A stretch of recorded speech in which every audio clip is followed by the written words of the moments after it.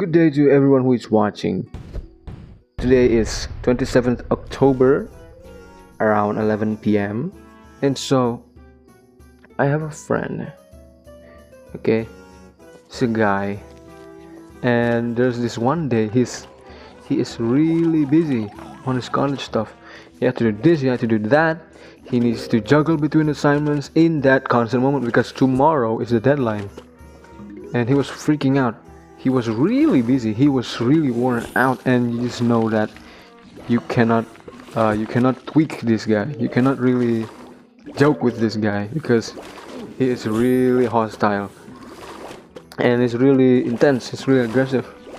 Now, I get that, and so I took time into approaching him, taking care of any of my wordings of how I say stuff because I don't want to ignite a dynamite. But that's me. Comes my other friend, this girl, and this guy, my friend, let's call him Mika. Mika needs to go somewhere, and he requires a transportation. Now this girl, let's say Shayla, this girl has that vehicle, has that transportation, and she can help my friend. But you know what I heard about him being busy and all, about his hectic day or something. He asked her, can you help me go here? I need to go there right now. And she, jokingly, she rolls her eye in frustration. No, I know that's a joke. She said it herself. But that's what I said. He doesn't take jokes lightly, especially in this hectic day.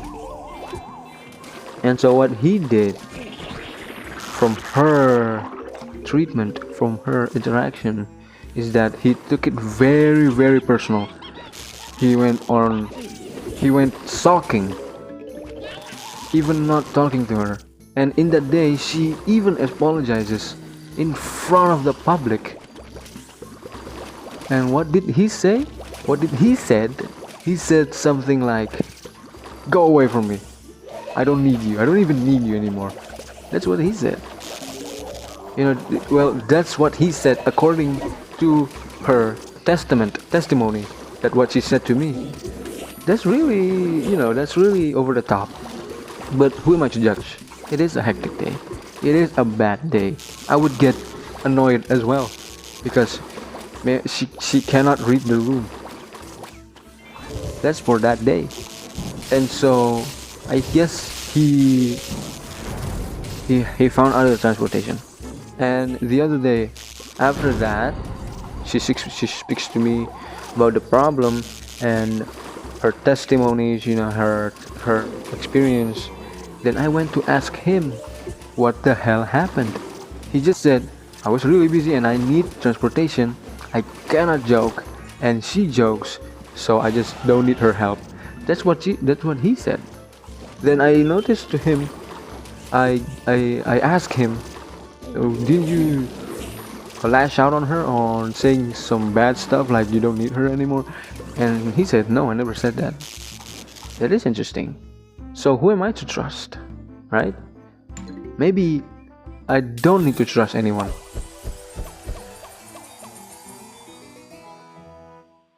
Maybe before we interact with people, read the room a little. Think twice. Is this the appropriate way to approach this person? Now, I don't know. It also begs the question. Would you really waste such friendship over a bad day? Even until now, this happens like 2 weeks ago. Even until now, this guy Mika is still sulking. Is still giving her that silent treatment. Well, I don't think it's he really cares anymore. I mean, that's what he said. I talked to him. "Do you really want to go this far?" And he said, "I just don't care anymore. Like, I'm not angry with her anymore. I just don't care." That's what he said. Different than her, she's really down on it. She felt really guilty about it. Even so, that she said, am I even worth it enough to be your friend, all of, like my friend, like his friend, other friends. I'm like, this is I just feel this is really over the top. This is really overboard. Like, do you really want to waste such friendship over a bad day? I mean, lashing out on that day is okay, but it's just that they've been friends for a lot of time, for a long time, and just because this one day of her joking, of her can't reading the room, he just went, he just went, he just went over.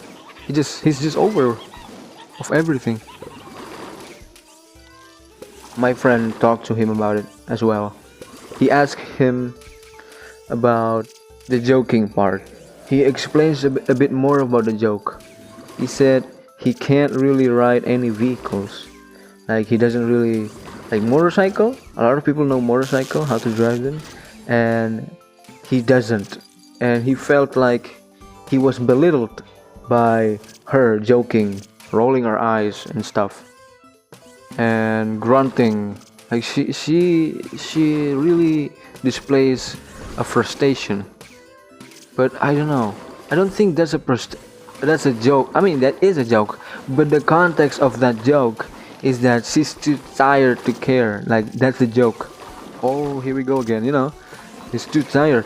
But he took it as a degrading action, a degrading interaction, and he thought that his incapability of riding a vehicle, his inability of riding a vehicle, is being exposed there by her.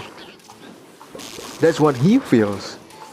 Her context of a joke is that she feels bothered to no, she minds taking him, you know and I don't know. I don't feel that's correlates with what he's saying. It's probably more of his way of interpretation. Like, he doesn't interpret the joke as the context that she wants to display, if you understand what I'm saying. He just interprets it as his inability of doing something, and it brings his pride down. And until now, like, he even told it to me. He told not me, my friend. That joke is supposed to be entertaining, right? To entertain. Now, he didn't say. He said, I wasn't really entertained by that joke. I mean, sure, that's a great point, especially in a bad day. But there's a lot of time where he does that as well, where he cracks the jokes in a very weird, awkward time. But I don't know, maybe he just doesn't acknowledge it, or maybe he just doesn't remember. It really comes down to the person, and so that's what I said.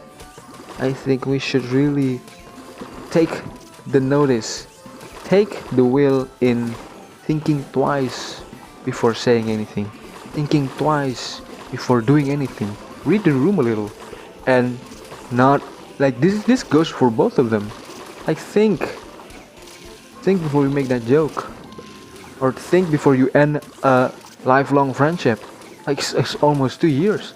That's a long time, and it's just sad to waste such beautiful bond over a bad day.